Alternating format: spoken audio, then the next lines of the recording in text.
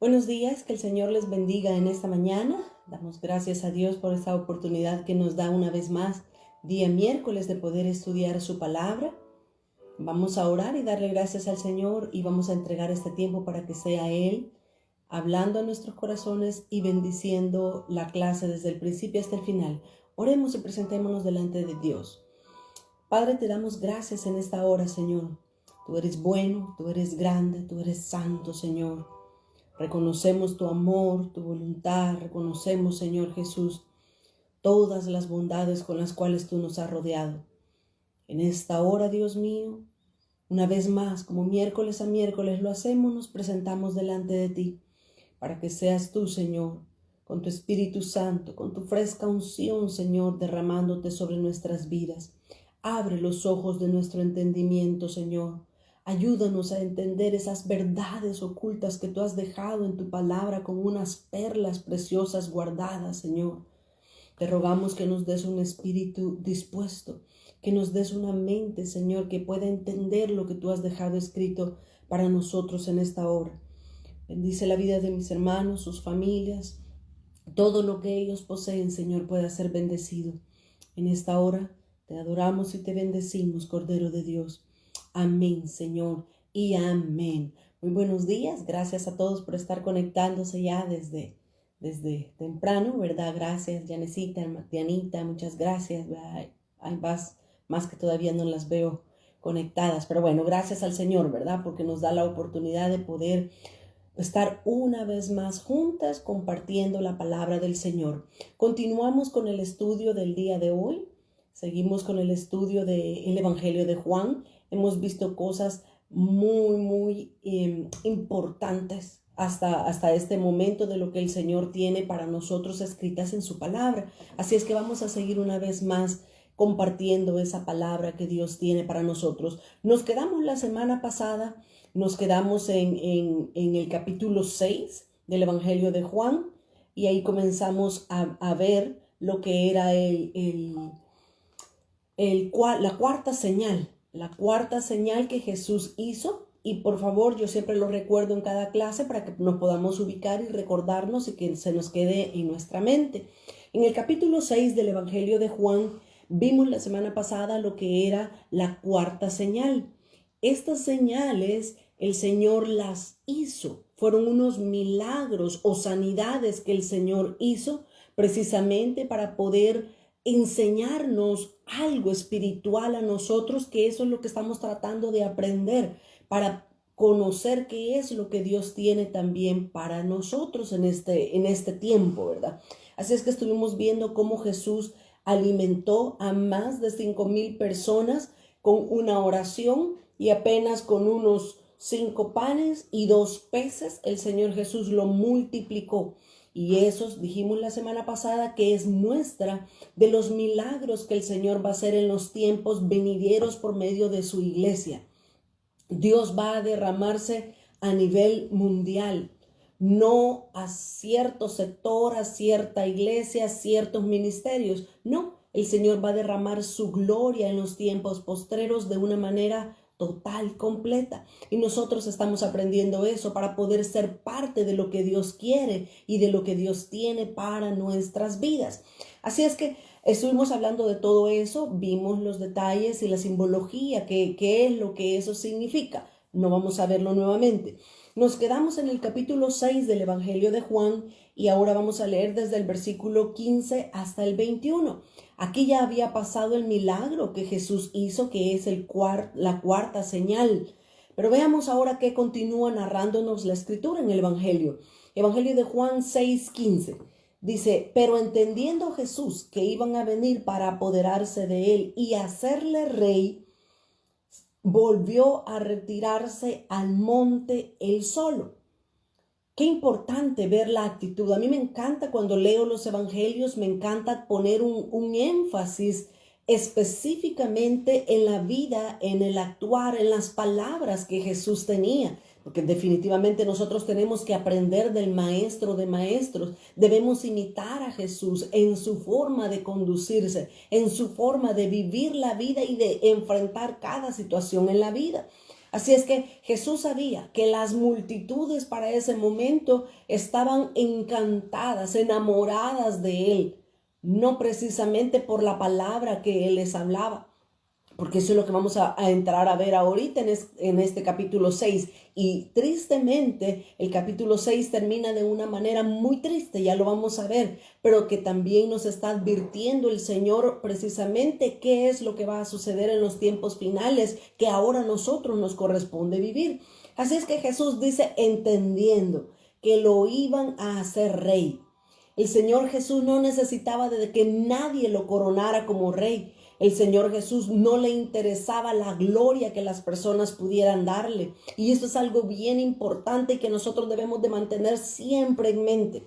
Cuando somos líderes, cuando somos personas llamadas por Dios, necesitamos estar claros, seguros, conscientes de quien nos ha llamado es Dios. A quien debemos nosotros agradar es a Dios, no tanto a las personas. Que vamos a ver ahorita en este capítulo 6 que las personas en un momento estaban con Jesús, pero en otro momento volvieron la espalda al Hijo de Dios y simplemente por un tema que ellos no lo alcanzaban a entender. Así es que Jesús estaba al tanto de todo lo que estaba sucediendo y él dice que no les permitió a la gente que corrieran hacia él para hacerlo rey, sino que él lo que hizo se fue solo al monte a orar y estar en comunión con el Padre. Versículo 16. Juan 6:16. Al anochecer descendieron sus discípulos al mar y entrando en una barca, los discípulos entraron en una barca y dice, iban cruzando el mar hacia Capernaum. Y luego dice, estaba ya oscuro y Jesús no había venido a ellos. Jesús estaba en el monte orando, los discípulos tomaron un barco y se fueron al otro lado del mar, a Capernaum. Y aquí, del versículo 18 en adelante, nosotros podemos ver la quinta señal. Hay 7 señales en el Evangelio de Juan. Acabamos de ver la clase pasada, la cuarta señal, la alimentación de los 5,000. Pero ahora vemos una quinta señal que Jesús va a hacer, mostrándonos a nosotros una verdad espiritual. Así es que pongamos mucho ojo y mucho oído a la quinta señal. Esta señal fue exclusiva. Aquí el Señor Jesús no sanó a nadie, no libertó a nadie, no hizo un milagro para que todos lo vieran. Esta quinta señal que el Señor Jesús va a hacer en este momento fue exclusiva para los 12 discípulos que caminaban junto a él. Pongámosle atención y veamos qué es lo que el Señor nos quiere dejar escrito en su palabra para que nosotros lo entendamos. Así es que dice que los discípulos iban en la barca rumbo a Capernaum, pero Jesús se había quedado en el monte orando él solo. Y dice el versículo 18. Y se levantaba el mar con un gran viento que soplaba. Esto no era de admirarse, esto no era raro en el mar de Galilea. No era raro, porque las aguas eran muy calientes y las montañas que habían alrededor del mar de Galilea provocaban todos estos disturbios en las aguas y movimientos bruscos. Así es que dice que se levantaba el mar con un viento que soplaba. Pero el versículo 19 dice, cuando habían remado como 25 a 30 estadios, vieron a Jesús que andaba sobre el mar y se acercaba a la barca. Jesús había estado en el monte. La gente sabía que Jesús estaba en el monte, que Jesús no bajaba. Los discípulos decidieron irse solos. Pero cuando de repente en medio de la noche ellos estaban ahí y el viento movía el barco casi a punto de hundirlo, dice que el Señor Jesús apareció sobre el mar y se acercaba a la barca y ellos tenían miedo. Por supuesto que ellos no sabían que era Jesús porque se había quedado en el monte. Pero Jesús se apareció en medio de ellos porque Él los observaba. Él sabía la condición y la situación en la que estaban los discípulos. Así es que dice que ellos tuvieron miedo. Pero esta preciosa quinta señal dice que en el versículo 20 dice que Jesús les dijo a ellos, yo soy, no temáis. Qué precioso ver la manera como Jesús se mostraba a sus discípulos. Cómo Jesús se reveló en este momento a sus discípulos es una manera muy íntima, muy personal en la que Jesús se relacionaba con sus discípulos, con sus apóstoles. Dice que acá Jesús se mostró a ellos no sabían que era Jesús, pero Jesús se muestra a ellos diciéndoles uno de sus nombres. Uno de los nombres verdaderos y originales del Padre en el Antiguo Testamento. Más adelante vamos a volver a ver y vamos a tocar un poquito acerca del yo soy, porque Jesús se presenta primero a sus discípulos, se presenta con su verdadero nombre. Él les pudo haber dicho yo soy Jesús, yo soy el Hijo de Dios, yo soy el Mesías, pero Él no escogió ninguno de esos nombres. Jesús les dice yo soy. Y yo me imagino, si yo hubiera sido la que hubiera estado dentro de la barca con los discípulos, mi primera pregunta es, yo soy, ¿quién es yo? ¿Quién es yo? Pero Jesús se reveló a ellos con su nombre del Antiguo Testamento y les dice, yo soy. Pero en segundo lugar les dice, no teman. Y eso es lo que el Señor Jesús quiere darnos a entender en este milagro a nosotros, en esta quinta señal que Él hace presentándose a sus discípulos en medio del agua, en medio del mar, cuando el viento soplaba. Jesús quiere que nosotros entendamos que no importa las circunstancias, no importa la turbulencia, lo difícil que se encuentre alrededor nuestro, no importa, mis amados hermanos, si estamos dentro de la misma tribulación, no importa, porque Él está con nosotros. Hay un canto viejo, bueno, ni tan viejo, ¿verdad? Pero el canto dice, si tú vas en mi barca, no importa la tormenta. Yo sé que tu mano siempre me ayudará. Así es que nosotros tenemos que estar conscientes, seguros y debemos de tener paz en nuestro corazón porque el Señor Jesús está en medio de nuestra barca y Él no nos va a permitir que en ningún momento nosotros podamos hundirnos a causa del viento y de la tempestad. Así es que el Señor Jesús en esta quinta señal, lo primero que Él nos quiere enseñar es revelarse. Él se revela a nosotros con el nombre que es conocido en el Antiguo Testamento, el yo soy. ¿Y quién es más fuerte que Él? ¿Quién es mejor que Él? ¿Quién es más poderoso que nuestro Dios? Definitivamente nadie. Él es el yo soy y quiere revelarse también a nuestras vidas día a día. Mis amados hermanos, los tiempos que estamos comenzando a vivir van a ser tiempos gloriosos, donde Dios va a revelarse, donde Dios va a mostrarse a nuestras vidas, pero nosotros debemos de anhelar conocer a Dios en todos sus nombres. Yo a veces les pregunto a la persona, ¿usted cree en el poder de la resurrección? Me dice, sí, amén, yo creo en la resurrección, pero para que nosotros podamos resucitar, ¿sabe qué tenemos que hacer? Morirnos. Y eso es lo que a veces no nos gusta. Hay veces nos gusta nada más escuchar que Dios es bueno, que Dios me va a bendecir, que Dios me va a dar.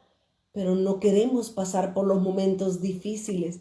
Y nosotros aprendemos, conocemos más a Dios cuando pasamos por los vientos. Cuando nuestra barca está a punto de hundirse, ahí es cuando nosotros aprendemos a conocer el nombre de Dios y a saber que Él es poderoso para socorrernos en todas las situaciones. Esta quinta señal entonces nos muestra que Dios se va a mostrar o a revelar a nosotros con uno de sus nombres en medio de las dificultades. En segundo lugar, el Señor viene a darnos paz. Él viene y nos dice, no teman, no teman. Y así, mis amados hermanos, mire, no hay por qué tener temor ni de un virus, ni del SARS-CoV, ni de no sé qué. No tenemos que tener miedo de nada. Por supuesto que debemos de ser sabios, prudentes y cuidadosos para no entrar a la boca del león. Necesitamos ser prudentes. El Proverbios dice, el sabio ve el mal y se guarda en su casa. Ok, para los entendidos, entiendan lo que el Señor dice.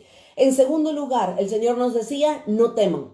No debemos temer a nada de lo que nos pueda rodear. Pero hay una tercera cosa, que debemos aprender en esta señal. Y dice el versículo 21, estoy en Juan 6:21. Ellos entonces, con gusto le recibieron. Los discípulos, cuando vieron que era Jesús, Él se presentó a ellos con el nombre del Antiguo Testamento y les trajo paz. Les dijo, no teman, dice el versículo 21.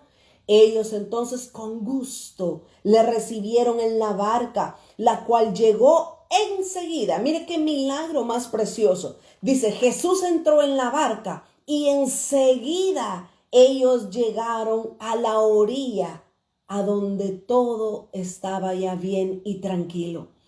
Lo que el Señor, mis amados hermanos, nos quiere enseñar espiritualmente, la lección que Dios quiere que nosotros entendamos, es que Él va a estar al control de todas las situaciones.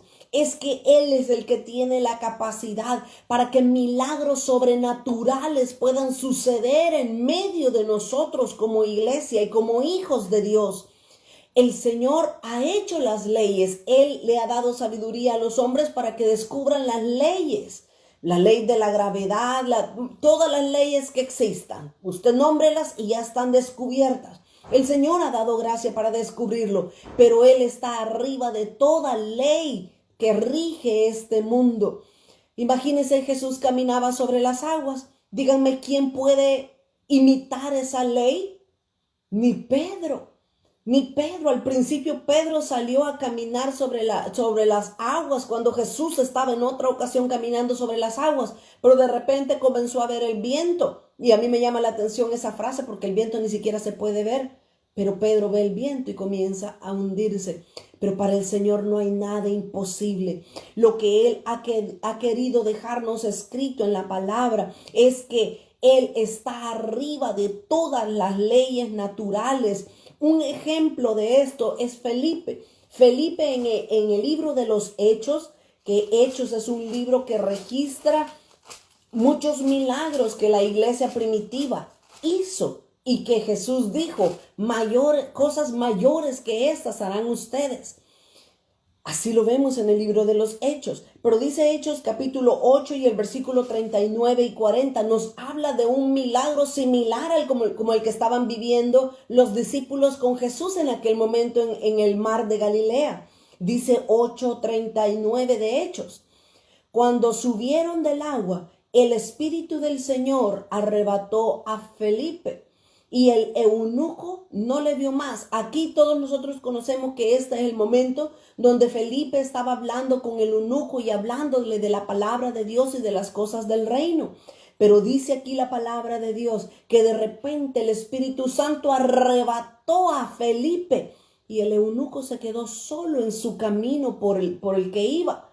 Dice, y el eunuco no le vio más y siguió gozoso su camino. Pero dice el versículo 40, y Felipe se encontró en Azoto. El Señor, por medio de su Espíritu Santo, lo que hizo fue transportar a Felipe de un lugar a otro. Y esos son los milagros, mis amados hermanos, que nosotros vamos a poder ver, vamos a poder experimentar. Nosotros debemos de vivirlos como iglesia de Dios. Felipe se encontró en otra ciudad y pasando por esa ciudad, dice, anunciaba el evangelio en todas las ciudades hasta que llegó a Cesarea. Qué preciosa esta quinta señal que el Señor Jesús hizo. La hizo en privado para sus discípulos, pero lo ha dejado escrito para que nosotros entendamos qué es lo que Dios tiene en mente para los tiempos futuros, para los tiempos venideros, los tiempos que nosotros hemos de comenzar a vivir. Ahorita el tiempo está comenzando a cambiar y no solamente porque pasamos de una estación a otra. El Espíritu Santo está comenzando a traer un avivamiento. Está comenzando el Espíritu de Dios a despertar a su iglesia. Que nosotros podamos ser parte, mis amados, de lo que Dios quiere hacer en los tiempos finales. Continuemos, por favor, regresemos a Juan 6 y el versículo 22. En el versículo 21 nosotros leímos que llegó Jesús. Media vez Jesús entró en la barca con sus discípulos. Inmediatamente dice que ellos llegaron a la orilla. Para el Señor no es la distancia. Para el Señor nada Nada puede limitar su poder y su majestad. Y por eso nosotros tenemos que estar conscientes del Dios a quien amamos, a quien servimos. Él es el Dios de lo imposible. Él es el Dios que abre el mar, que saca agua de la roca. Él es el que hace que caiga maná del cielo. Él es el Dios de todos los milagros y a Él debemos de creerle y esperar en Él. Pero dice el versículo 22, el día siguiente la gente que estaba al otro lado del Mar Rojo vio que no había habido allí más que una sola barca. La gente se comenzó a sorprender porque ellos sabían que Jesús se había ido a orar al monte solo y que los discípulos habían agarrado la única barca que estaba en el lago de Galilea, en el mar de Galilea. Así es que ellos en la mañana siguiente vieron que Jesús y los discípulos estaban al otro lado. Y la gente se preguntaba, ¿cómo se reunieron si solo había una barca? Y los discípulos la agarraron. Así es que la gente se preguntaba qué estaba sucediendo porque ellos no habían sido participantes de ese mover, de ese milagro que Dios había hecho. Así es que, así es. El Señor está ya guiando a su pueblo, Mabelita. El Señor está guiándolo a que comience a unirse. Recuérdense que dice Apocalipsis, el capítulo 22, dice que al final el Espíritu y la esposa, que es la iglesia, juntos van a decir, ven Señor Jesús. Debemos de llegar a ese punto donde todos los santos alrededor de todo el mundo, los santos de Dios van a pensar, van a desear, van a sentir, van a hablar lo mismo. Realmente ese es un milagro también que está a punto de suceder, porque solo basta ver a nuestro alrededor ahora en día y unos hablan una cosa, otros dicen otra cosa, que esto, que lo otro. Hay muchas diferencias doctrinales, lamentablemente, pero la verdad es una sola es la verdad y nosotros necesitamos rogarle al Señor que nos dé la verdad que Él tiene en su palabra. Nadie puede decir lo que yo digo es verdad, porque nos podemos equivocar, somos humanos, somos de carne y hueso que normalmente nos estamos equivocando. Pero el Señor puede sostenernos en su verdad y Él es la verdad. Así es que la gente se sorprendía, la gente decía, ¿y cómo llegó? ¿Y cómo sucedió esto? Mis amados, los capítulos son largos y necesitamos llegar hasta el capítulo 21 y el tiempo nos va avanzando. Así es que yo les dejo de tarea que ustedes lean cada capítulo en su casa tranquilo, detenidamente. Yo nada más voy a sacar lo más importante y relevante. Así es que ellos estaban ahí con ese pensamiento, ¿cómo hizo Jesús para venirse al otro lado si solo había una barca y los discípulos la habían agarrado? Ellos no vieron nada del milagro que Jesús mostró en medio de sus discípulos. Pero en el versículo 26, Juan 6:26, aquí el Señor Jesús, dice el versículo 25, y hallándole al otro lado del mar, le dijeron, la gente a la mañana siguiente, cuando vio que Jesús había llegado a Capernaum, dice que ellos salieron corriendo a ver a Jesús, a hablar con Él y a estar con Él. Y dice que cuando ellos llegaron, dice que le dijeron, Rabí, ¿cuándo llegaste acá? Una pregunta inocente se podría decir, pero quiero que veamos qué es lo que sucedió ahora. Y dice en el versículo 26, respondiendo Jesús les dijo, de aquí en adelante el Señor Jesús va a hablarles el cuarto discurso. Así como hay 7 señales en el Evangelio de Juan, también hay 7 discursos. Y aquí Jesús va a comenzar a hablarles el cuarto discurso. Y miren, sería bueno que nosotros pusiéramos especial atención a este cuarto discurso de Jesús, porque este discurso que Jesús dio a toda la multitud que estaba allí reunida en Capernaum, Él comenzó a hablarles de un tema nuevo. Jesús comenzó a hablarles acerca de que Él era el pan de vida. Y miren, mis amados hermanos, este era un tema nuevo para ellos. Pero realmente ellos cerraron su mente y su corazón y no quisieron recibir una palabra fresca de parte de Dios. Y ya vamos a ver cómo finalizó tristemente después de este discurso que Jesús les dio. Y dice el versículo 26, así es que Jesús comienza a hablar su cuarto discurso y dice: de cierto te digo, que me buscáis no porque habéis visto las señales, sino porque comisteis el pan y os saciasteis. Trabajad, les dice Jesús, no por la comida que perece, sino por la comida que a vida eterna permanece, la cual el Hijo del Hombre os dará, porque a este señaló Dios el Padre. El Señor Jesús conocía las intenciones de todas las personas. El Señor Jesús podía discernir lo que cada persona estaba pensando, lo que cada persona estaba sintiendo, y el Señor Jesús sabía que las multitudes no se acercaban a Él porque querían aprender, porque querían conocer al Padre, o porque querían conocerlo a Él como el Hijo de Dios enviado a la tierra. Jesús sabía que las multitudes lo estaban siguiendo por la comidita que les daba. Valga aquí la lección para todos nosotros. Nosotros debemos tener el enfoque correcto en la vida cristiana.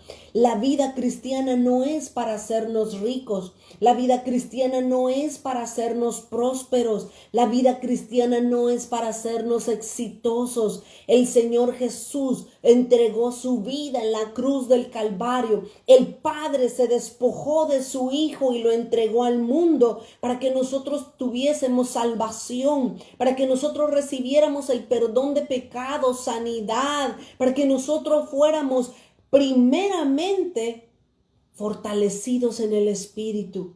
Ahora, no es correcto tampoco vivir en pobreza y vivir en escasez. No, puede ser que haya una maldición ahí también. El Señor Jesús nos deja claro en su palabra que Él desea que nosotros prosperemos, así como prospera también nuestra alma. Pero nuestro enfoque debe de estar en la meta correcta. La gente, Jesús discernió que la gente no se acercaba a Él porque quería conocerlo a Él. Por eso es que Jesús les habla y les dice claramente: vosotros no venisteis porque habéis visto señales. Ustedes vienen porque les di de comer y quieren que les sacie su pancita otra vez. Así es que Jesús les advierte y le dicen: trabajen no por la comida que perece, sino por la comida que a vida eterna permanece. Mis amados, en estos tiempos hay muchas personas que buscan oír, pero solo porque tienen comezón de oír, realmente no están interesados en la palabra de Dios, no quieren aprender para crecer y madurar en el Señor, simplemente quieren oír algo nuevo, quieren oír, quieren saber, pero para poder pelear y discutir con otros. Yo siempre a los estudiantes, yo les digo: no peleen con nadie. Si alguien viene y se acerca a usted y le hace una pregunta, discierna si realmente es porque quiere conocer la verdad de Dios o simplemente porque quiere pelear. No desperdiciemos fuerzas y energías con alguien que quiere probar que su doctrina es la correcta. No peleemos por la doctrina. Dice el Señor Jesús: el que ama al Padre conocerá si la doctrina es de Dios o es de los hombres. La Escritura dice en Tesalonicenses que en los tiempos finales se van a levantar mucha gente con comezón de oír, con ganas de oír algo nuevo, y van tras cosas nuevas, tras milagros, tras señales. Tengamos cuidado. Entonces dice que Jesús continuó hablando con sus discípulos y con las personas también. Ahora, en este cuarto discurso que Jesús les da a ellos, Él va a hablarles acerca de que Él es el pan de vida. Pero dice el versículo 28, entonces le dijeron las multitudes, las personas, no los discípulos, las multitudes que estaban siguiendo, le dijeron. Y miren, esta pregunta es hasta cierto punto sincera. Dice el versículo 28 que le dijeron a Jesús: ¿Qué debemos hacer para poner en práctica las obras de Dios? Y esto es algo bien esencial en la vida de todo cristiano. La pregunta que las personas le hacían a Jesús era válida, era sincera.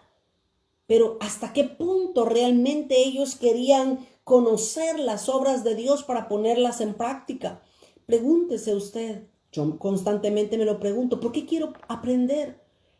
¿Quiero simplemente sacar o aprender o quiero que mi corazón se llene de orgullo diciendo, ay, es que yo conozco la Biblia? Examinémonos, mis amados.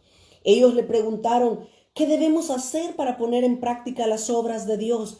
Y mire, el apóstol Pablo, cuando él se convierte, él le hace dos preguntas a Jesús, que yo quisiera que todos nosotros nos hiciéramos esta pregunta, no cuando nos convertimos, sino a lo largo de toda nuestra vida cristiana.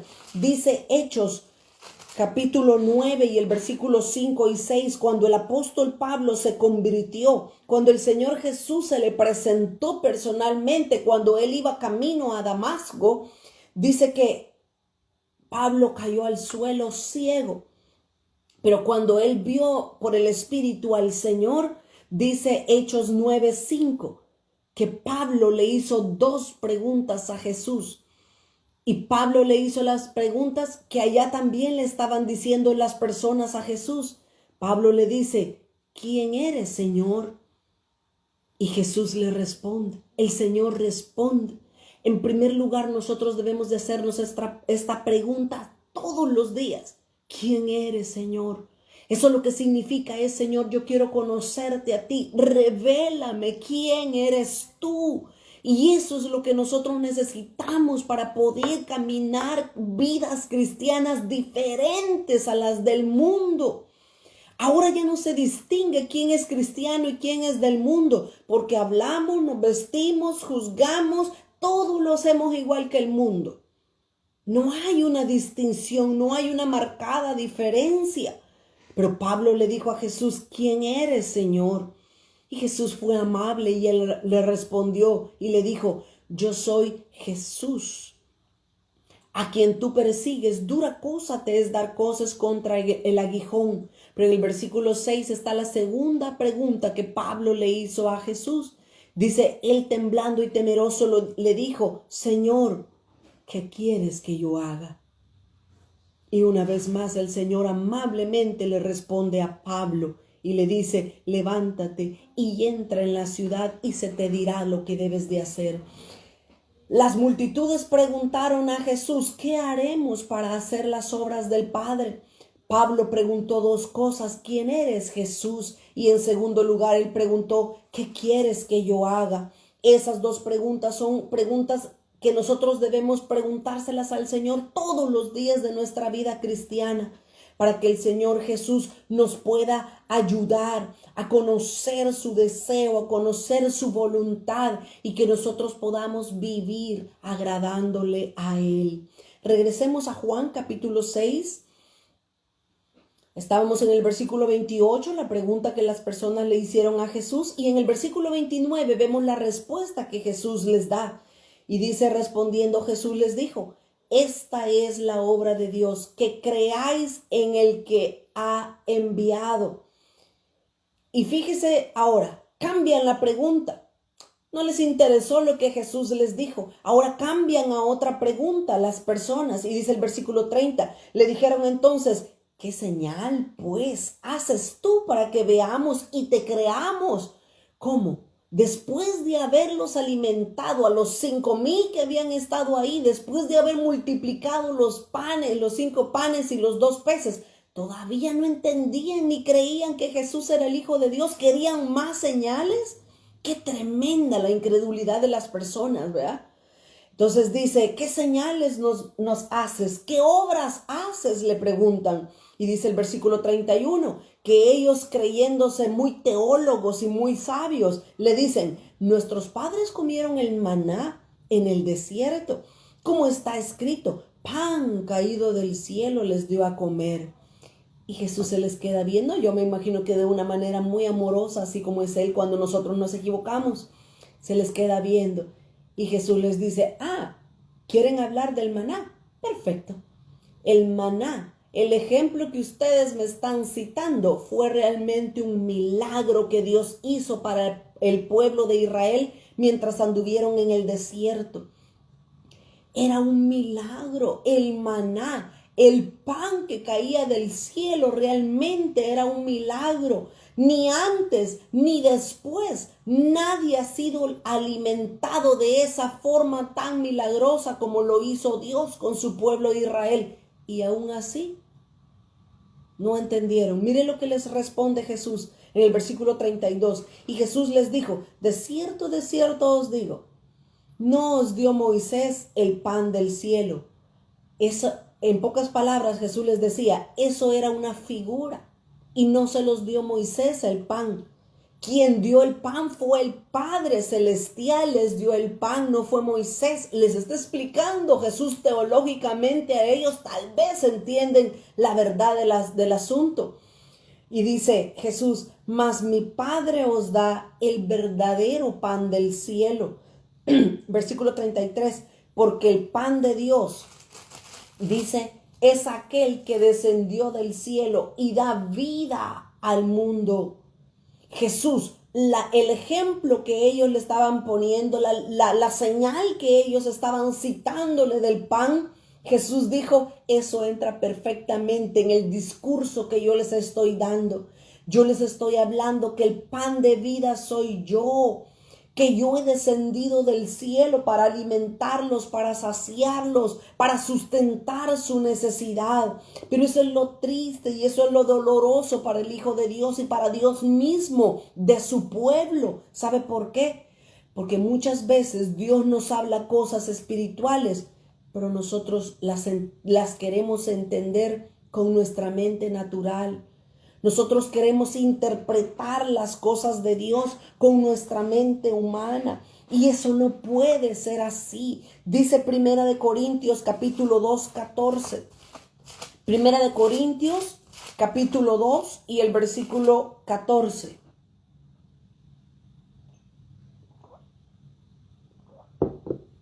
Dice el versículo: pero el hombre natural no percibe las cosas que son del Espíritu de Dios, porque para él son locura y no las puede entender porque se han de discernir espiritualmente. Mis amados hermanos, yo les aconsejo a todos, escuchen. Bueno, ahorita YouTube tiene toda clase de personas a escoger. Escucha una persona, escucha a otra. Trate de discernir si es una doctrina sana, de una doctrina bíblica, una doctrina correcta. No tratemos de interpretar las cosas con la mente humana, porque dice el apóstol Pablo que el hombre natural no percibe las cosas espirituales porque le son locura. No, dice, de repente alguien dice, es que Dios me dijo. No, usted está loco. Ahora, tengamos cuidado, por favor, también no estemos diciendo que todo lo que hacemos es porque Dios nos lo dijo. Tengamos mucho cuidado con eso. Pero aprendamos a discernir lo que escuchamos. Eso es parte de la madurez. El apóstol Pablo decía, cuando yo era niño, hablaba como niño, pensaba como niño y juzgaba como niño. Pero ahora que ya crecí, que ya soy adulto, todas esas cosas las he cambiado. Aprendamos a discernir, escuchemos. De repente vemos que alguien saca algo que no es bíblico, quitémoslo. No nos ensuciemos tampoco los oídos ni la mente con algo que no proviene del Señor, pero también debemos de tener cuidado cuando alguien está hablando una verdad espiritual que probablemente no la entendemos, que probablemente no sabemos qué significa eso. Miren, hay cosas que hay veces que yo he leído que no las entiendo y simplemente cierro el libro o la Biblia y le digo, Señor, no entiendo. Pero ahí viene otro factor importante. Dios tiene un tiempo para que nosotros aprendamos las cosas. Probablemente ahora no es el tiempo, probablemente más adelante las vamos a entender. Pero las personas, cuando Jesús les estaba hablando todo esto, ellos no entendieron, ellos no discernieron, no sabían lo que Jesús les estaba hablando. Él les estaba diciendo, yo soy el pan que descendió del cielo. Jesús estaba cumpliendo una vez más Lo que en el Antiguo Testamento era una figura, ahora el Señor Jesús lo estaba cumpliendo delante de los ojos de todo el pueblo de Israel. Y tristemente no entendieron. Avancemos, por favor. Luego dice el versículo 34, Juan 6:34, y le dijeron: Señor, danos siempre este pan. Mire cómo no entendieron. Y se queda Jesús. Ay, no entienden. No entienden, porque Jesús le estaba hablando que Él era el pan caído del cielo. Y ellos le dicen: danos siempre este pan. ¿Cómo es posible que sigan pidiendo lo mismo?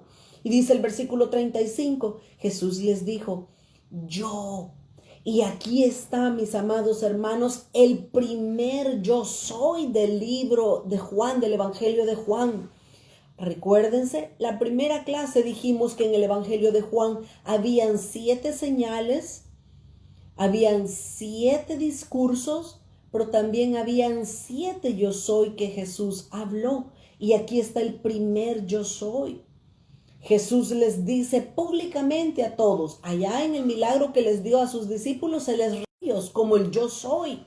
Pero ahora Jesús se revela a todos los que estaban ahí y les dice: entiéndanme, yo soy el pan de vida, el que viene a mí nunca tendrá hambre y el que en mí cree no tendrá sed jamás. Más claro no podía hablarles Jesús, pero ellos no entendían. Ellos estaban tratando de discernir, de interpretar las cosas de una manera natural, como dice 1 Corintios 2:14 que acabamos de leer. Así es que Jesús continúa hablándoles. En el versículo 38 les dice: yo he descendido del cielo y he descendido no para hacer mi voluntad, sino la voluntad del que me envió.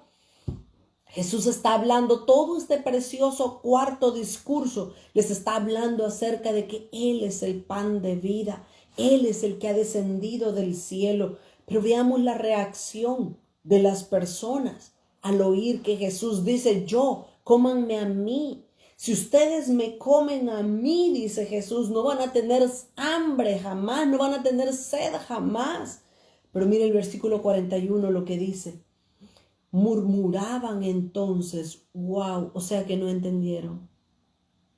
No entendieron lo que Jesús les estaba diciendo en pocas palabras. Y murmuraban entonces de él los judíos porque había dicho: yo soy el pan que descendió del cielo. Y decían entre ellos: ¿no es este Jesús? ¿No es José, su padre, y su madre María? ¿Nosotros no la conocemos? Si nosotros sabemos quién es Él, pero ahora Él está diciendo que ha venido del cielo. Como dicen mis hijos: cucú, cucú. Está loco, decían. Si nosotros sabemos a dónde nació, a dónde creció, conocemos a su familia. No entendieron lo que Jesús les estaba hablando. Porque lo que Jesús les estaba hablando era una verdad espiritual. Qué tremendo, qué duro. Para el Señor Jesús esto ha de haber sido muy duro. Porque ellos no estaban dispuestos a recibir lo que Jesús les estaba diciendo. Avancemos, por favor. En el versículo 48 vuelve nuevamente Jesús a decirles: yo soy el pan de vida. Claramente se los estaba diciendo. Y dice el 49, vuestros padres comieron el maná en el desierto y murieron.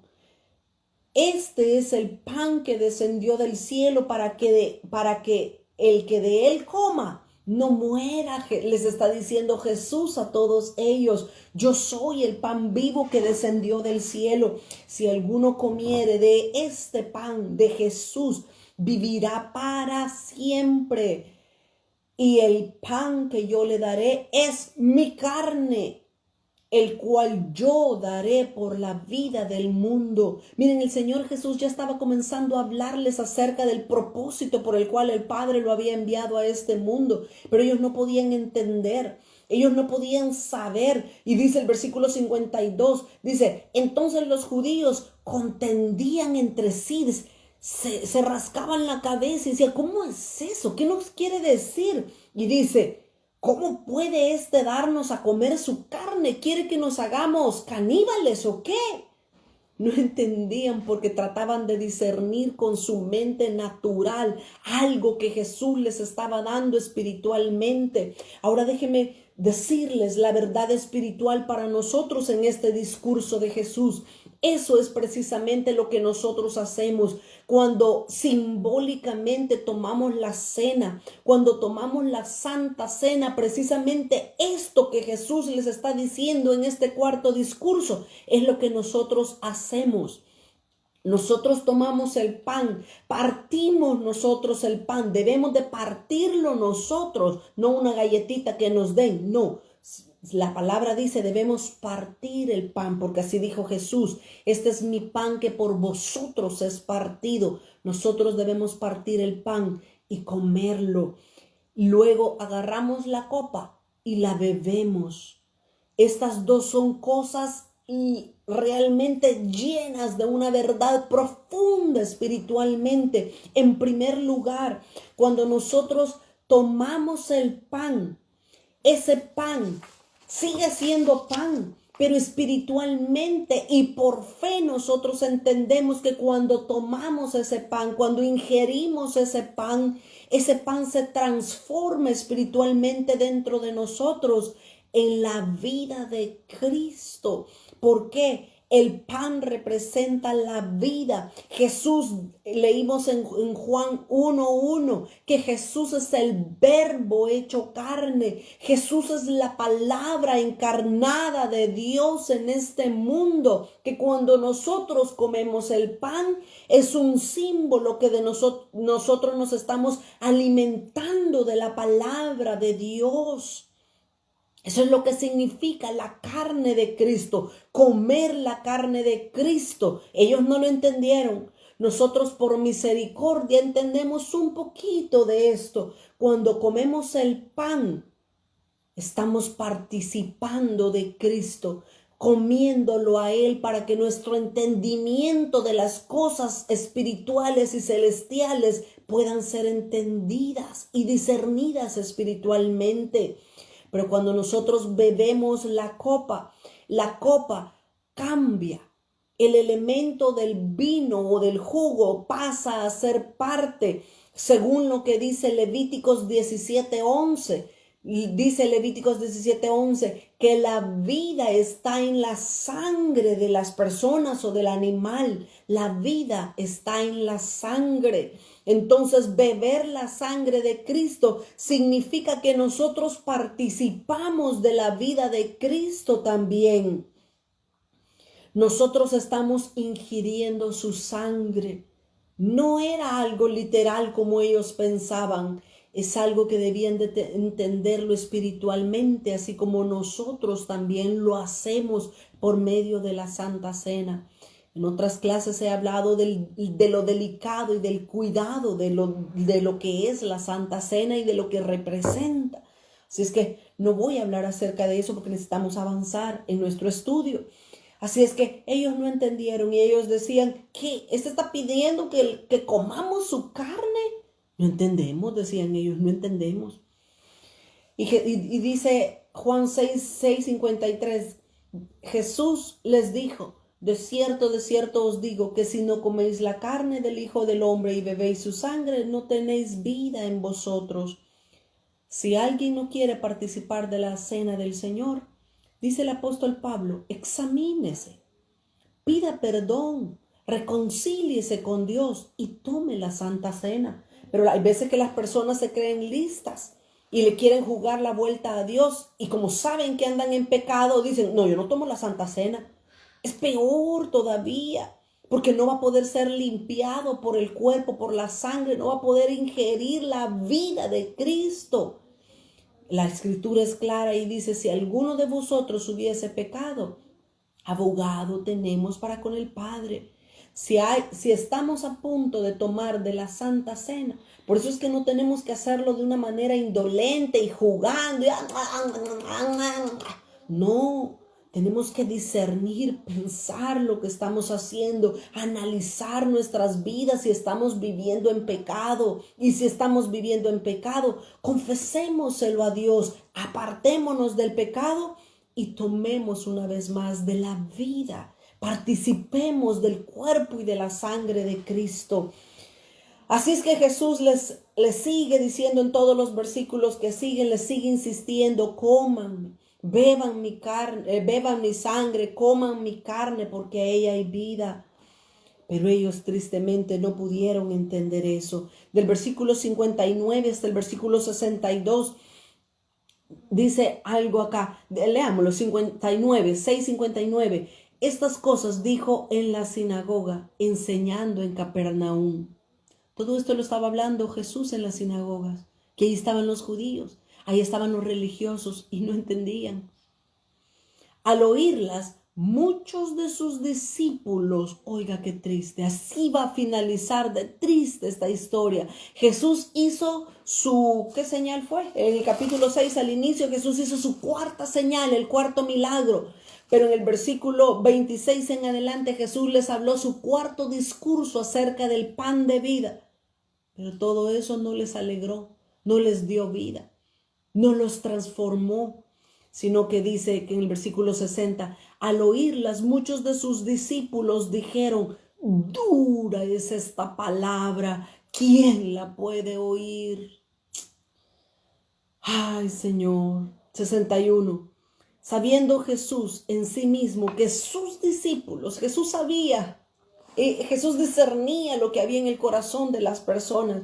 Dice, Jesús sabía que ellos murmuraban de esto. Jesús entonces les dice: ¿esto os ofende? Miren, mis amados hermanos, yo voy a cerrar el capítulo 6 y yo quiero que aquí, por favor, todos nosotros, si antes no habíamos puesto atención, yo quiero que ahorita pongamos más atención. ¿Sabe por qué?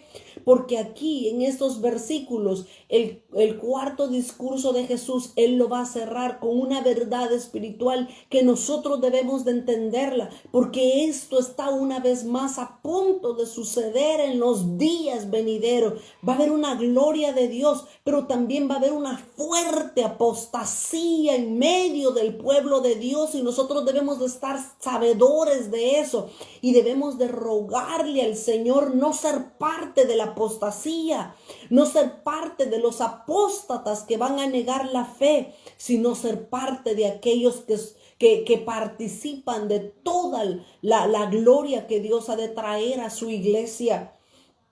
Jesús, cuando discernió lo que había en el corazón de sus discípulos, Jesús les pregunta: ¿esto os ofende? Y dice el versículo 62, ¿qué pues si vieres al Hijo del Hombre subir a donde estaba primero? Y dice el versículo 65, porque eso os he dicho, que ninguno puede venir a mí si no le fuere dado del Padre. Y mire el versículo 66, dice: desde entonces muchos de sus discípulos volvieron atrás y ya no andaban con él. Qué duro la historia como termina. Y no es casualidad que sea el capítulo 6 y sea el versículo 66. Dice Apocalipsis capítulo 13 y el versículo 18 que el número del anticristo es 666. Y aquí en el Evangelio de Juan capítulo 6 y el versículo 66 dice que desde aquel momento, por lo que las personas, por lo que los discípulos habían oído, desde ese momento muchos, no pocos, no 2 o 3, muchos de sus discípulos volvieron atrás y ya no andaban más con él. 2 versículos y yo quiero cerrar este capítulo 6 para empezar el capítulo 7 del Evangelio de Juan. Mateo 24 y el versículo 12. Mateo 24, 12. Dice la palabra del Señor en Mateo 24, el famoso capítulo 24. Dice, y por haberse multiplicado. Jesús acá está hablándonos de las señales del tiempo del fin. Y una de las señales que van a haber en el tiempo del fin, o sea, nuestro tiempo, dice Jesús, y por haberse multiplicado la maldad, el amor de muchos se enfriará. Yo este versículo lo he estado entendiendo mucho mejor en estos días, porque cuando nosotros vemos las actitudes de las personas que se dicen ser cristianas en medio de las iglesias, cuando vemos sus actitudes, cuando vemos cómo se comportan, nos frustramos, nos llenamos de duda y decimos, ¿y esta es la iglesia? ¿Y estos son los cristianos? Jesús nos advierte. Jesús claramente nos dice, por haberse multiplicado la maldad, el amor de muchos se va a enfriar. No está hablando el Señor Jesús del amor de los que están en el mundo. Jesús estaba hablando de la iglesia. Jesús estaba hablando de sus hijos, de sus escogidos. Los tiempos finales a los cuales nos estamos enfrentando y estamos comenzando a vivir, mis amados hermanos, son tiempos muy duros, muy peligrosos. Son tiempos donde el amor de muchos se van a enfriar. Que Dios nos ayude, que Dios nos sostenga firmes hasta el final y que nosotros en ningún momento decaiga nuestra fe. Que no nos importe lo que otros van a hacer en contra nuestra. Nosotros mantengámonos firmes, nuestra mirada, nuestro enfoque claro en Él. Segundo versículo. Quiero que leamos segunda de Tesalonicenses 2:3. Segunda carta a los Tesalonicenses, capítulo 2 y el versículo 3.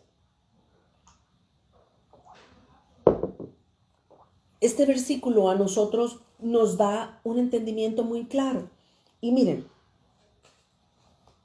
hay muchas personas que ahora están hablando de eventos futuros, a la manera como ellos lo entienden o como ellos lo interpretan o a como ellos se los enseñaron. Hay un eslogan en muchos líderes que ellos dicen, y nos vemos la próxima semana, si es que Jesús no viene esta noche. Mis amados, eso no es correcto. Eso no es bíblico. Este versículo 3 que yo quiero leer, bota ese eslogan que tienen y nos vemos si es que Cristo no viene hoy. Cristo no puede venir hoy. La Biblia nos enseña que van a haber sucesos, que van a haber acontecimientos claves para que Cristo pueda venir. Por supuesto que nadie sabe el día ni la hora en que nuestro amado Jesús va a regresar a esta tierra.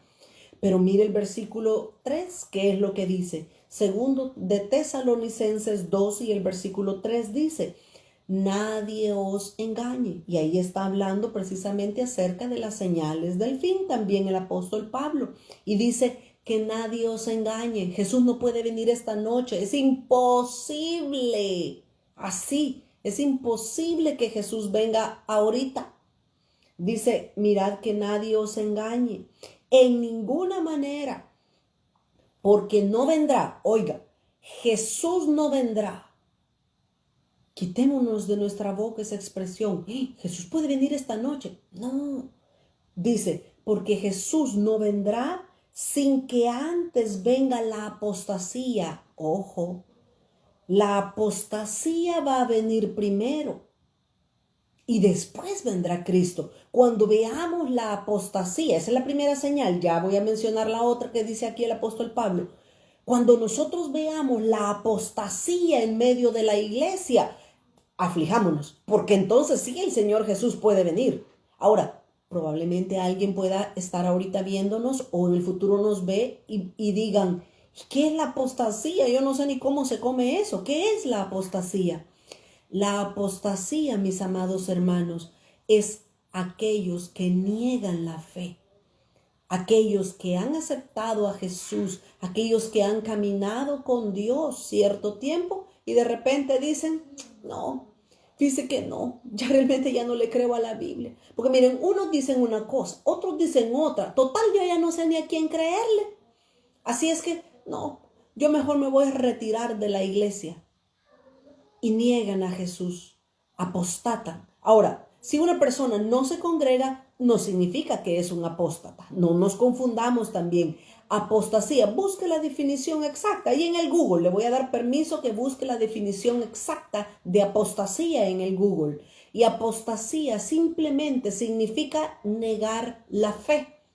Ahora, Hay personas que se han retirado de la iglesia porque han sido dañadas, porque han sido ofendidas, porque han sido heridas, porque han sido abusadas. Ellos no son apóstatas. Ellos se han enfriado de su amor por Dios por las consecuencias. Muy diferente. Pero dice el versículo, primero va a ser la apostasía. Jesús nos está profetizando por medio del apóstol Pablo que vendrá una apostasía a la iglesia. Cuidémonos de no apostatar, de no negar nuestra fe. Cuidémonos. Dice, va a haber primero apostasía, pero en segundo lugar dice, y se manifieste el hombre de pecado, el hijo de perdición. Ahora, en los tiempos finales, dos cosas van a ser muy claves para que Jesús venga.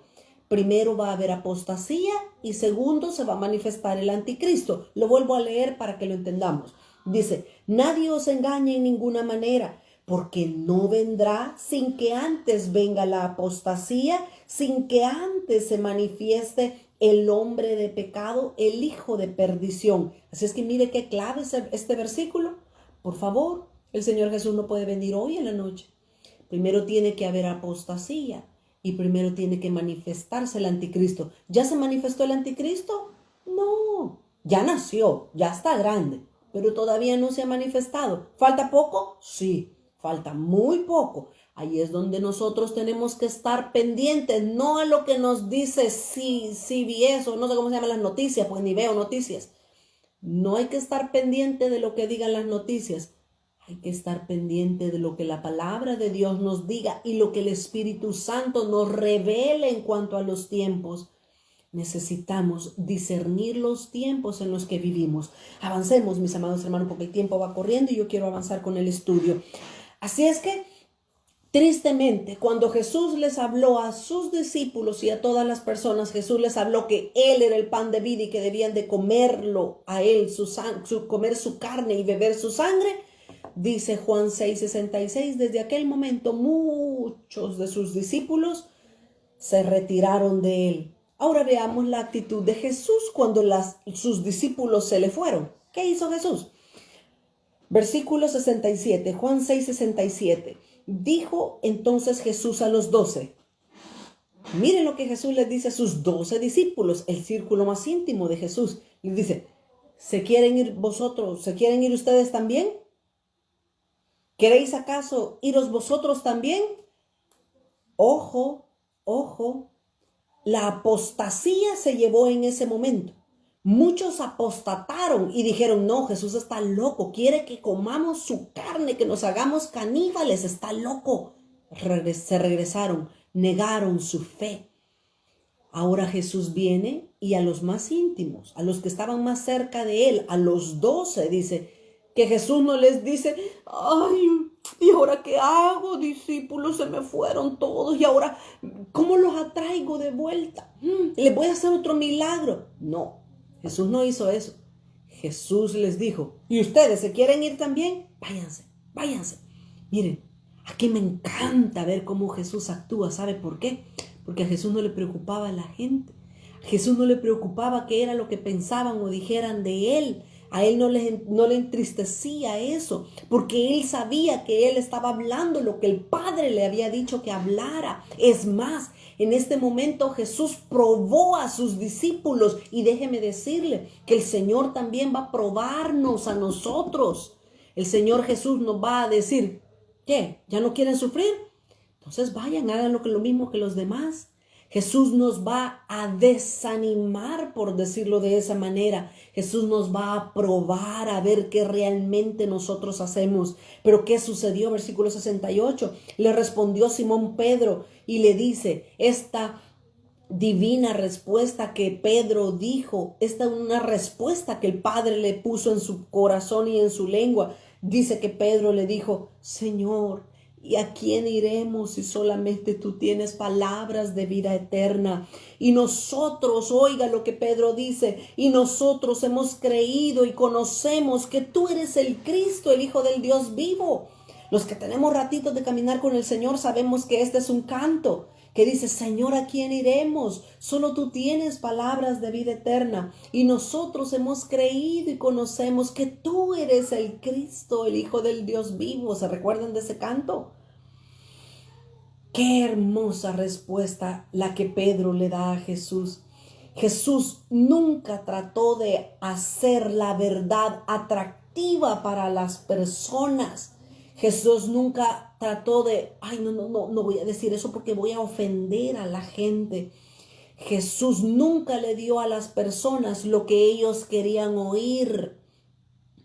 Jesús les dijo lo que ellos necesitaban escuchar. A Jesús no le afectó que las personas se apartaran de él.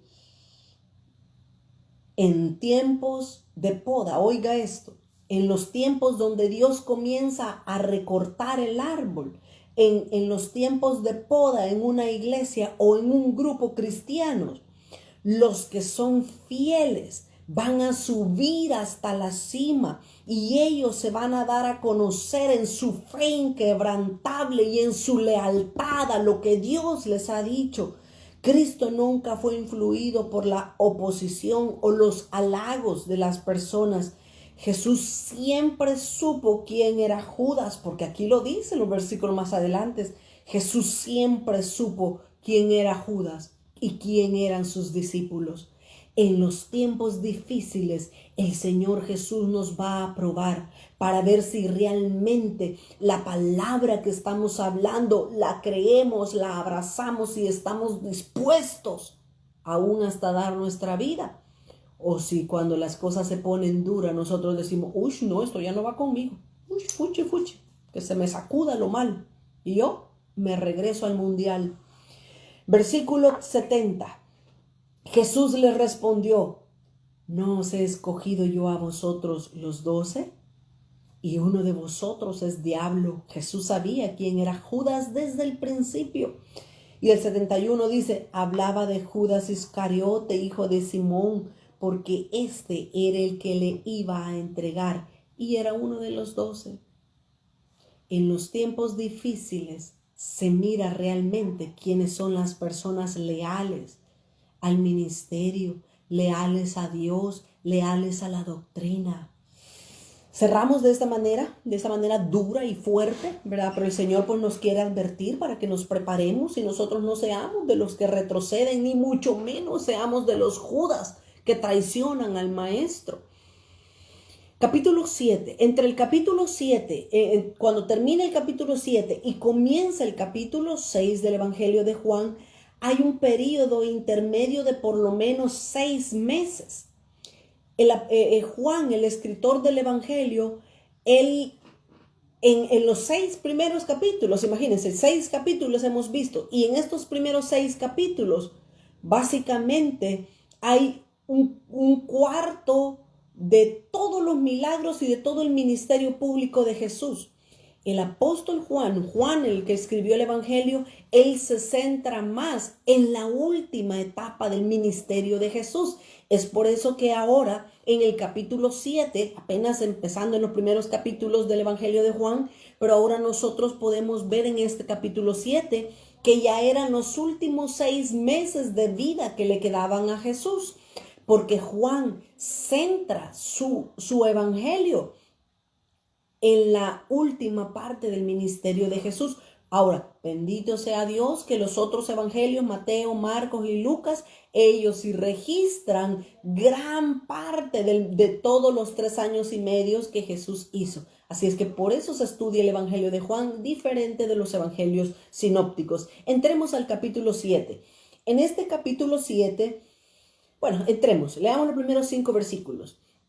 Después de estas cosas, acuérdense, ya habían pasado por lo menos 6 meses entre lo que pasó en el capítulo 6 y lo que va a pasar ahora en el capítulo 7. Después de estas cosas andaba Jesús en Galilea, pues no quería andar en Judea, porque los judíos procuraban matarle. Qué curioso. El Señor Jesús había estado en Galilea y ahí es donde Jesús había hecho la mayor parte de los milagros. Porque ellos, a pesar de ser en su mayoría gentiles, ellos aceptaban el ministerio de Jesús y aceptaban las señales y los milagros y lo que Él les hablaba. Aunque pues últimamente ya no estaban aceptando lo que Jesús hablaba.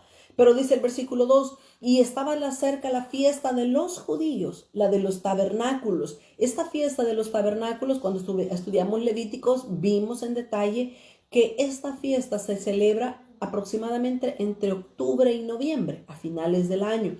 Ahora, esta fiesta de los tabernáculos, espiritualmente, la iglesia va a comenzar a celebrar la fiesta de los tabernáculos en los tiempos finales de esta dispensación.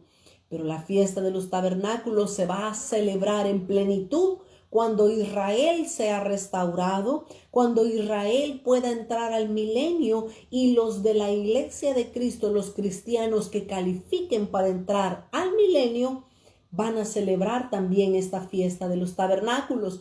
Pero muchos de nosotros de la iglesia de los cristianos que quedemos hasta el final de los tiempos, vamos a celebrar en parte esta fiesta de los tabernáculos. Así es que veamos, pongámosle atención, porque aquí vamos a aprender también cosas bien importantes para los tiempos finales. En primer lugar, dice que Jesús iba a celebrar o estaba cerca la fiesta de los tabernáculos. Y el versículo 3 al 5. Y le dijeron sus hermanos, sal de aquí. Estos eran los hermanos de Jesús, los hijos de María y José, sus medios hermanos. Y dice, le dijeron sus hermanos, sal de aquí y vete a Judea, para que también tus discípulos vean las obras que haces, porque ninguno que procura darse a conocer hace algo en secreto. Si estas cosas haces, manifiéstate al mundo. Y oiga el versículo 5, qué triste, porque ni aún sus hermanos creían en Jesús.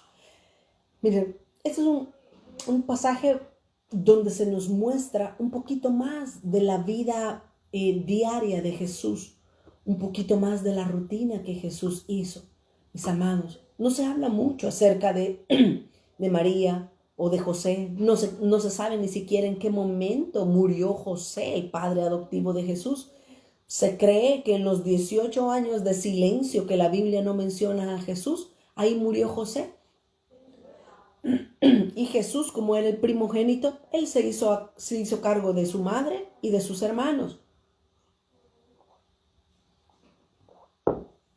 Pero estos versículos nos muestran que sus hermanos no creían en Jesús. Es más, esta actitud que ellos estaban mostrando era como una actitud de hostigamiento, de decirle, estás tan loco que crees que eres el Hijo de Dios, y si quieres hacer señales para que tus discípulos crean, anda en público, vete a la fiesta. Y dice el versículo 5, literalmente, que los hermanos de Jesús no creían en él. Y miren, el Señor Jesús, dice la Escritura, que Él es el varón experimentado en quebranto. Realmente, esto debía de haberle causado mucha tristeza y dolor al corazón de Jesús. ¿Sabe por qué?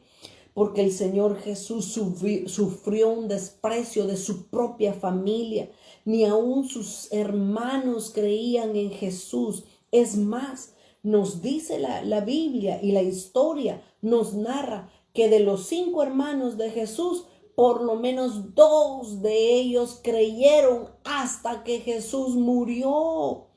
Cuando Jesús muere en la cruz, luego resucita y sube al cielo, únicamente 2 de sus hermanos, hijos de María, creen en él, y ellos son Santiago y Judas. Las 2 cartas, la carta de Santiago y la carta de Judas, fueron escritas por los medios hermanos de Jesús, pero ellos creyeron, recibieron la verdad, la palabra, creyeron que Jesús era el Mesías y el enviado de Dios, hasta después que Él murió.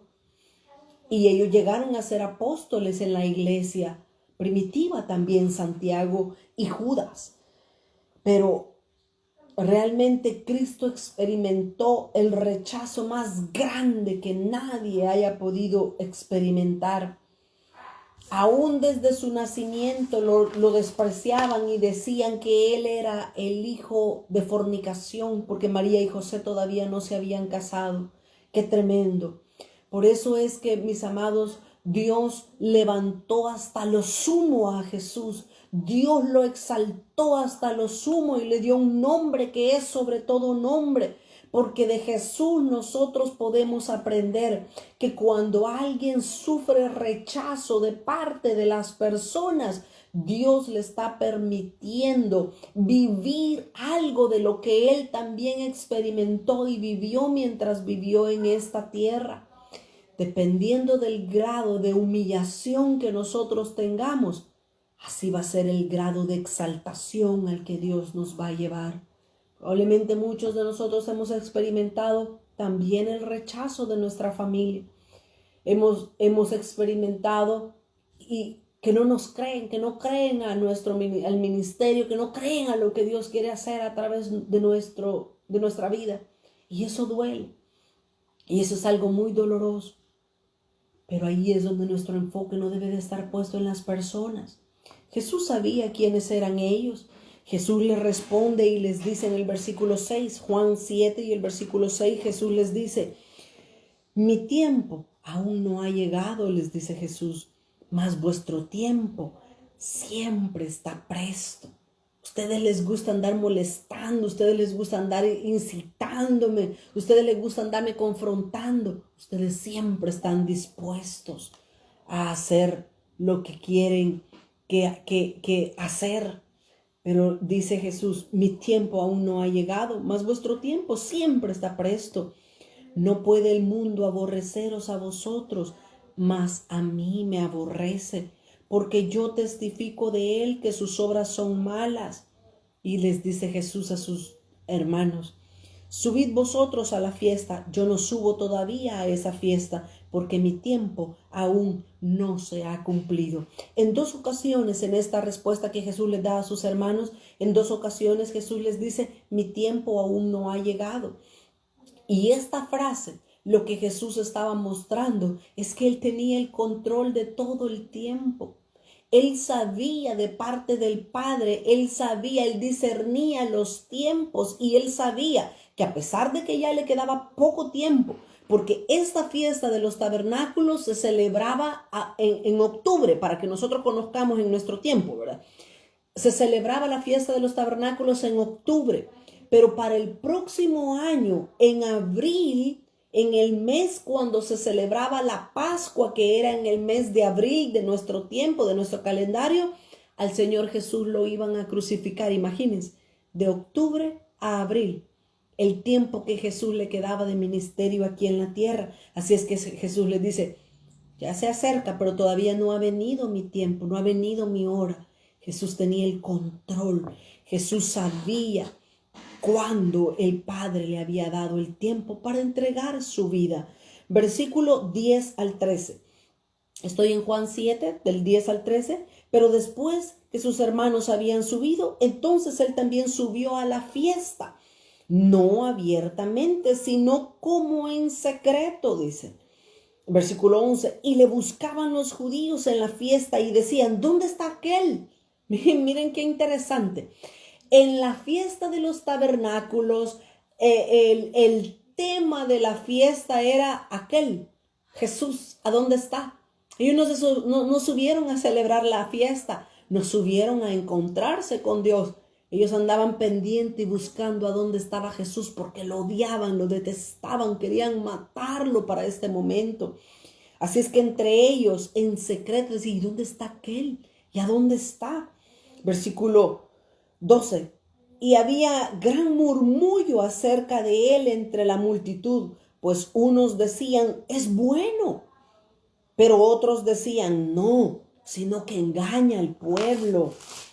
Versículo 13. Pero ninguno hablaba abiertamente de Jesús por miedo a los judíos. Aquí había una gran discrepancia, una gran diferencia entre las personas, porque unos decían que eran buenos, que Jesús era bueno, y otros decían que no era bueno, que era malo, que engañaba a las personas. Así es que el tema principal de la fiesta no era los tabernáculos, sino que era a dónde estaba Jesús, cuándo se iba a aparecer Jesús. Muchas veces las opiniones que tenemos de Cristo, oiga bien lo que esto nos muestra.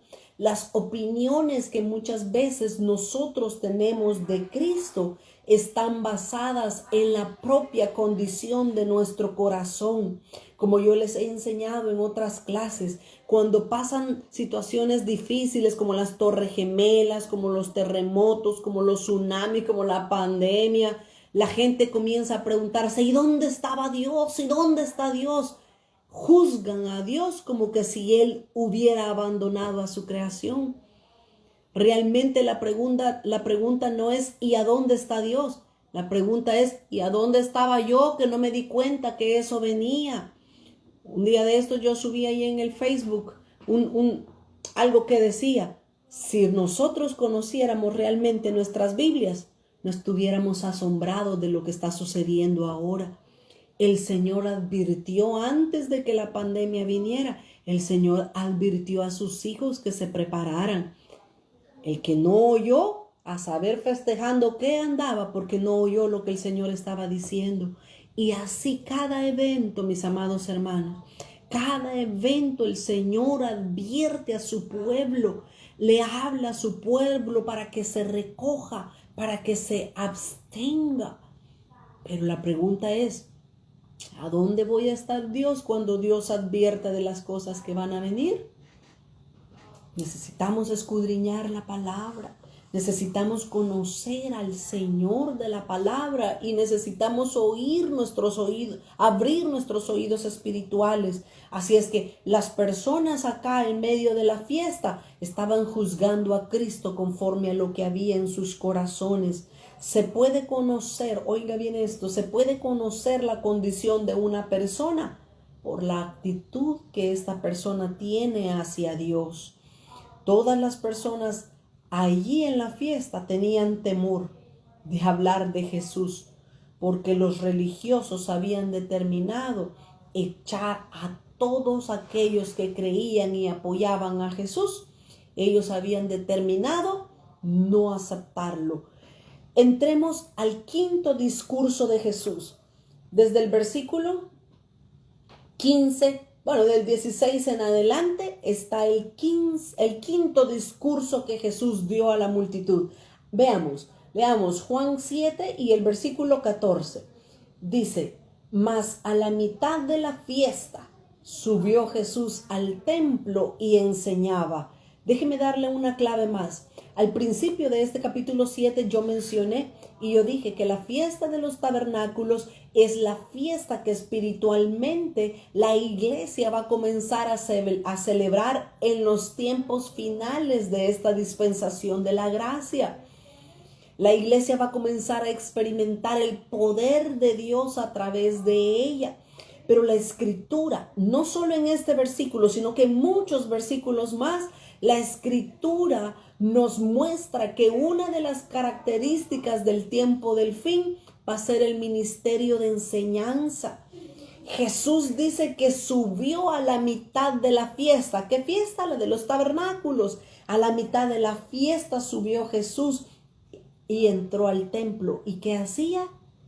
Les enseñaba. Mis amados hermanos, Dios está preparando una multitud de maestros de justicia para que cuando el avivamiento venga, cuando las personas comiencen a convertirse al Señor, hayan maestros que les enseñen cómo deben de caminar en la vida cristiana. Muchos de ustedes han visto, están experimentando, están viendo cómo personas los buscan para que les expliquen la palabra.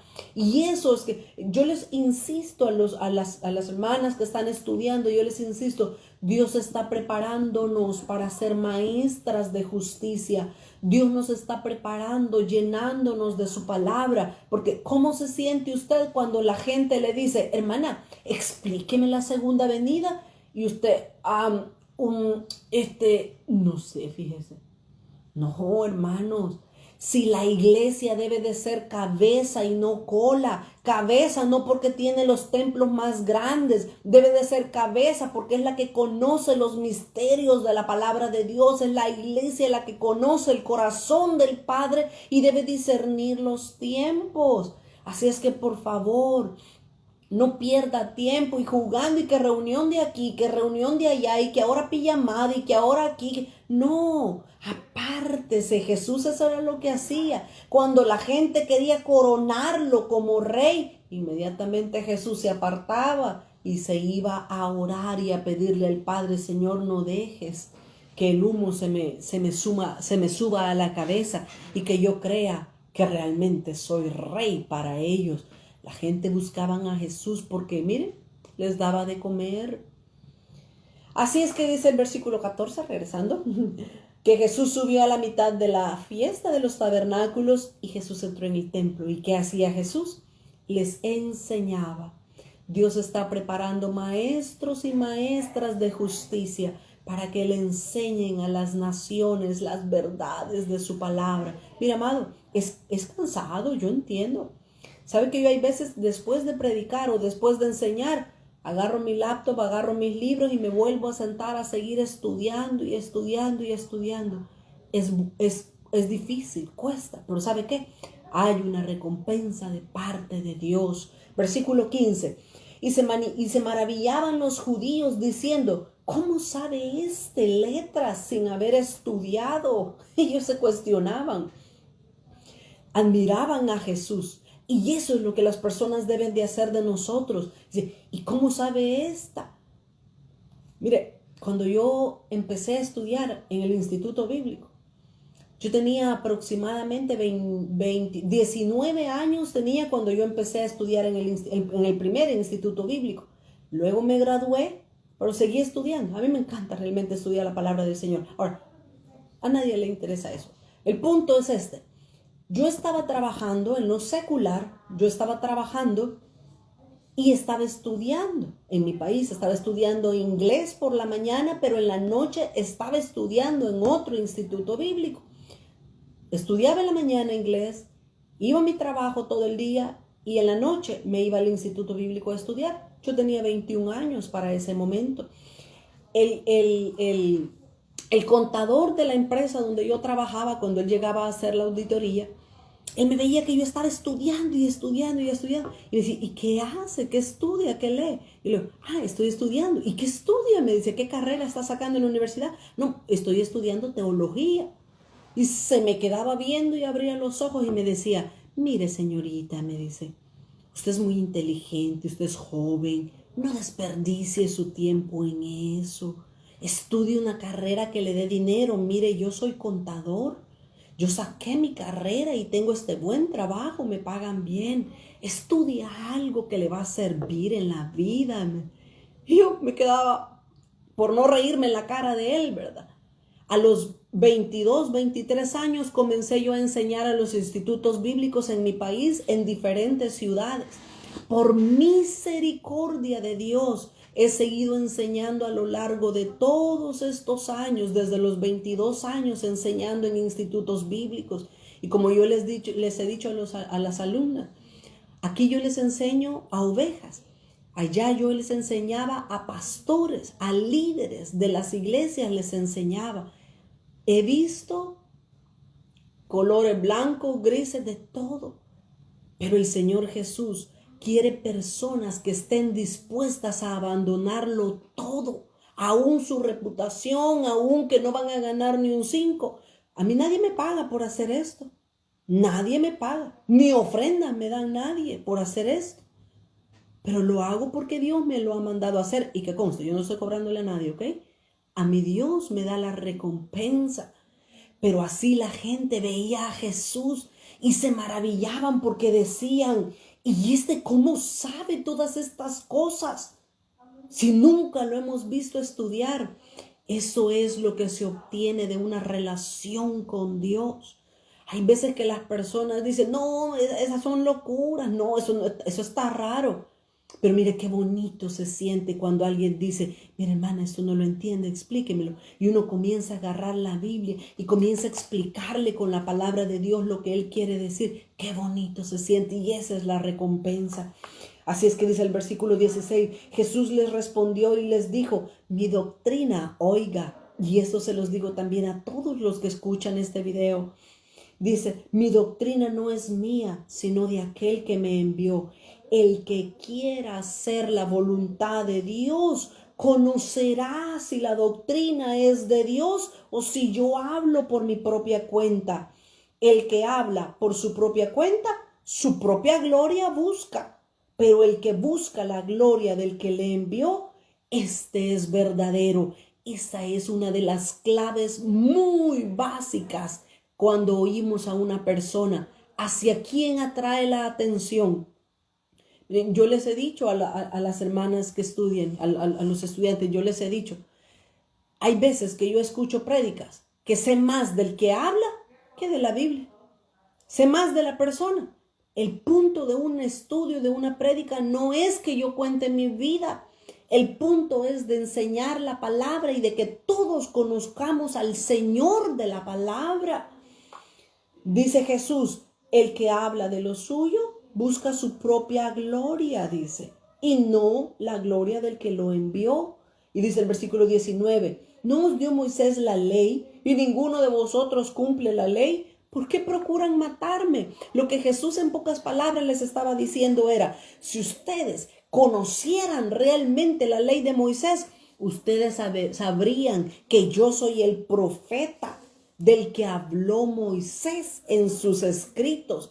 Yo soy el que da testimonio. Yo soy el que vengo de parte del Padre, porque ustedes me conocerían, pero no me conocen, les dice Jesús. Así es que, mis amados, la doctrina que escuchamos es bien importante. Ahora, hay muchas doctrinas que se han enseñado por años y están bien equivocadas, están bien erradas y nosotros la hemos creído, la hemos asimilado.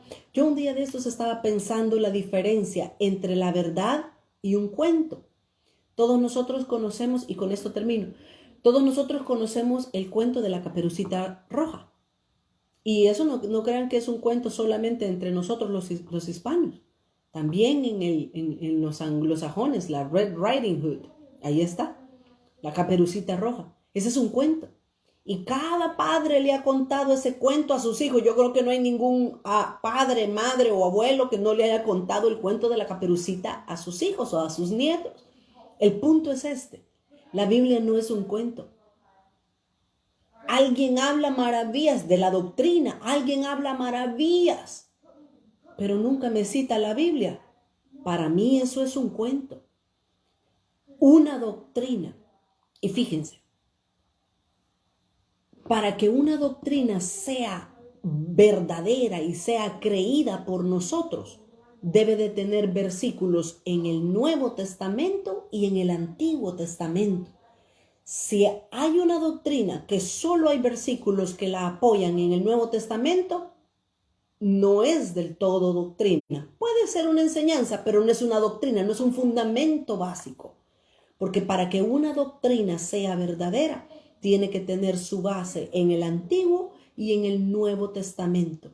La Biblia, mis amados hermanos, se interpreta con la Biblia misma. ¿Qué significa tal cosa? Yo no me voy a poner a inventar qué significa un árbol, qué significa esto. No, la Biblia misma nos enseña qué significa. Pero como yo he dicho en muchas ocasiones, la Biblia, los 31.102 versículos que tiene la Biblia, es como un rompecabezas. Hay 31.102 piezas en la Biblia. Pero cuando usted las pone todas sobre una mesa y comienza a juntar uno a otra, comienza a ponerlas en el lugar correcto, ¡wow! ¡Qué hermoso el panorama que usted puede tener en la Biblia! Así es que mucho cuidado con la doctrina.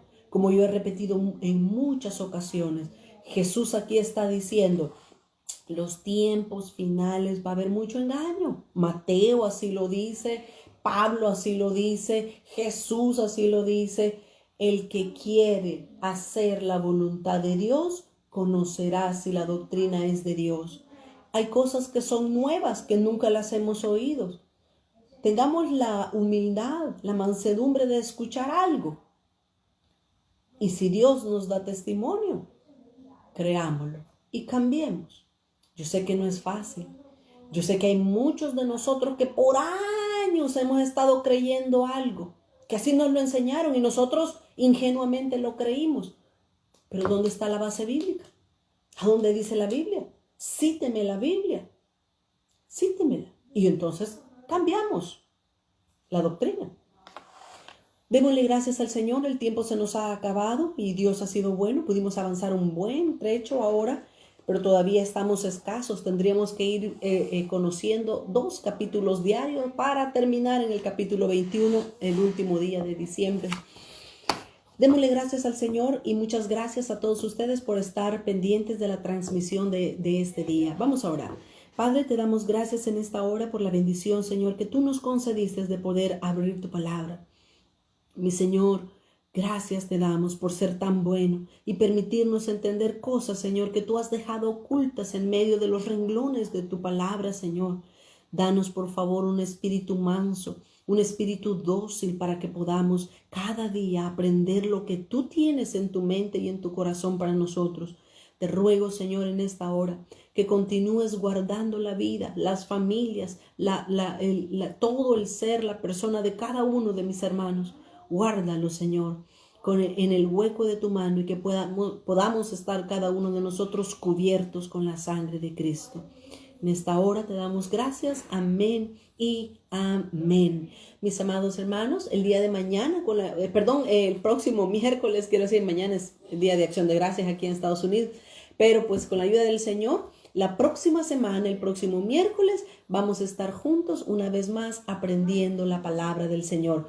Que pasen una bonita tarde y a disfrutar en familia, sin andar saliendo mucho. Hasta pronto.